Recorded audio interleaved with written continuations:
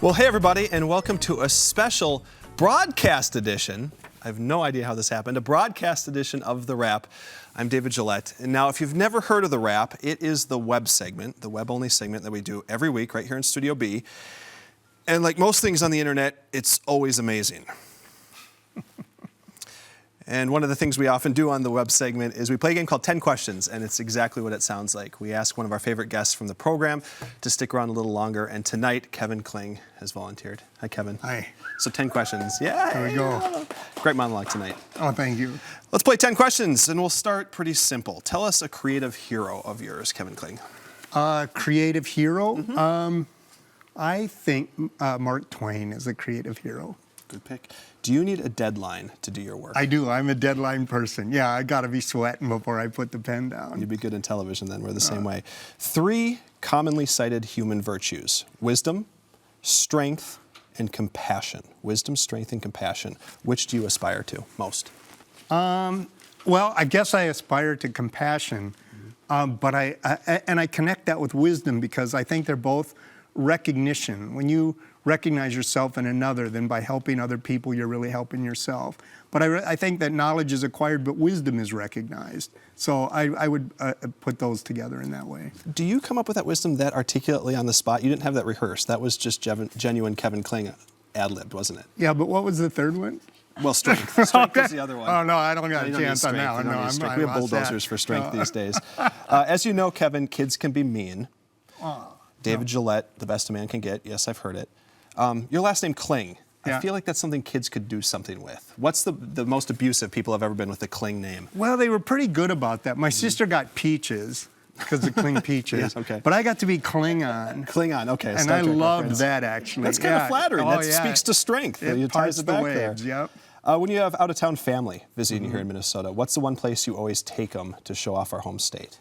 Well, let's see. Where do I go? I like taking them to the Walker. That cherry on the spoon cracks me up. And so, when I'm in Minneapolis, or I like taking them to some of the restaurants, especially some of the Asian restaurants, the Vietnamese restaurants, because they usually don't get that where they, and I really like that area. 2-part question. Yeah. Part A, how many times have you seen Titanic? And B, if you were Leonardo DiCaprio at the end, would you have given up the door to Kate Winslet? I've never seen it. You've never seen it? No, I've never seen Titanic. Well, there's our scoop for the night. No, you should ask that to the political panel later, by the way. See how many of them have actually seen I Titanic. kind of knew how it ended. We all know how it ended.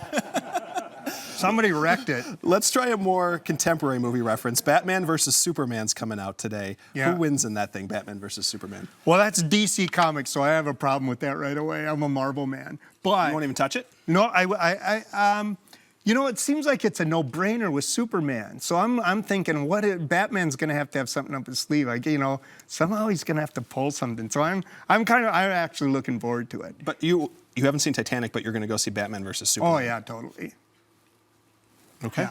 That doesn't count towards my 10, by the way. I'm curious, Kevin Kling, how quickly after this interview is finished will you update your LinkedIn profile to reflect that you've appeared on The Wrap? Well, okay, now I got to get into LinkedIn. I'm the last. I don't have a cell phone. I don't have so there's a lot of things I'm not connected with yet. I'm a storyteller. I go back, I do a kind of an ancient art. Well, that actually ties directly to my last question because you're one of our very favorite storytellers. Thank you. And I'm wondering, can you teach storytelling, or do you have to have something inherent to who you are? Or do you have to sort of be in you, or can you bequeath that to someone else? I think it's in you. I think it's in you, but you can get a lot better. I mean, the best storytellers are in their 80s and 90s, for my money. Catherine Wyndham was my favorite storyteller, and she just recently passed at 94. And so it's something that you just get better as time goes on. But I mean, the best compliment you can get as a storyteller is you're almost as good as my grandpa. And then you nailed it. I love it. Well, Kevin, we appreciate your work. We're grateful for you, and thanks for doing this. By the way, if you do want to see the web show in its native habitat, which is the internet, and sometimes it runs long and short, and we really don't care, and it's a lot of fun. But you can just pick it up on the web stream any night of the week. It's at tpt.org/almanac. You just click on it right now. You'll pull up the stream. And after the show's over, we're going to have another wrap with a talented young comedian named Ben Hur, who's waiting right over there. So thanks for watching, everybody. See you soon. That's all the time we have for the wrap. you.